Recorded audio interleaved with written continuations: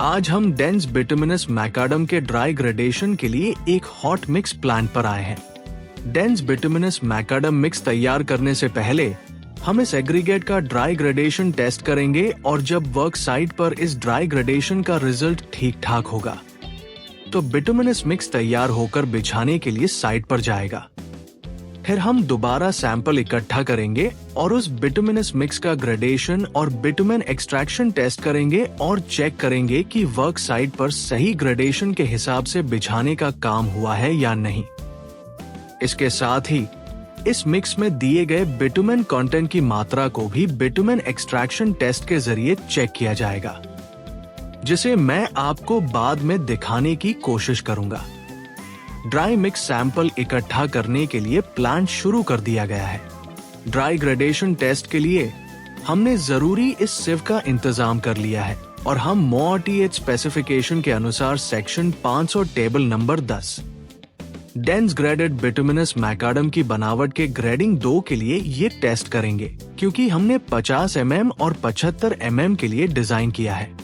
सिव के साइज क्रमशः 37.5 mm, 26.5 mm, 19 mm, 13.20 mm, 4.75 mm, 2.36 mm, 300 micron, 75 micron है जो ग्रेडिंग 2 में बताए गए हैं। अब हम प्लांट शुरू करेंगे और सैंपल इकट्ठा करेंगे। सैंपल इकट्ठा करने के बाद हम 37.5 mm सिव से सीविंग करेंगे, लेकिन यहाँ सीविंग 26.50 mm से शुरू की जा रही है, क्योंकि ग्रेड 2 के अनुसार 37.5 mm सिव में 100% क्यूमुलेटिव पासिंग का जिक्र है। हमेशा की तरह हमने छलनी करना शुरू कर दिया है और हर इंडियन स्टैंडर्ड इस छलनी के हिसाब से बचे हुए एग्रीगेट का वजन रिकॉर्ड कर रहे हैं। हम इसे वेट बैलेंस मशीन से तौलकर रिकॉर्ड कर रहे हैं।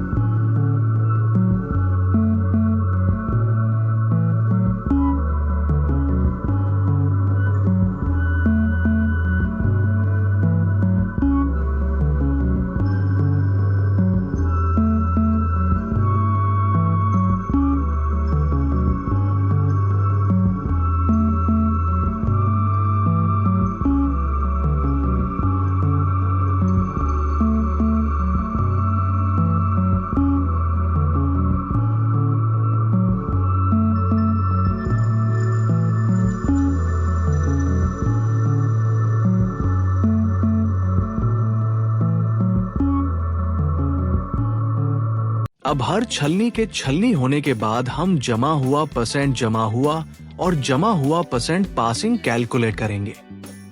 हम उस रिजल्ट की तुलना ग्रेडिंग 2 से करेंगे और ध्यान रखें कि वैल्यू ग्रेडिंग 2 में दी गई रेंज के बीच में होनी चाहिए या उसमें रहने की कोशिश करनी चाहिए। हालांकि अगर मिली हुई रिजल्ट वैल्यू उस रेंज के अंदर है तो उसे पास या पास माना जाएगा। यहाँ हमें बहुत सारे इंटरमीडिएट रिजल्ट मिले हैं और हमने लगातार 2 टेस्ट पास किए हैं। आपने देखा है कि स्टैंडर्ड कोड के हिसाब से एग्रीगेट के ड्राई ग्रेडेशन को कैसे टेस्ट किया जाता है। बेहतर सड़क मटेरियल के और नए टेस्ट देखने के लिए बने रहें। धन्यवाद।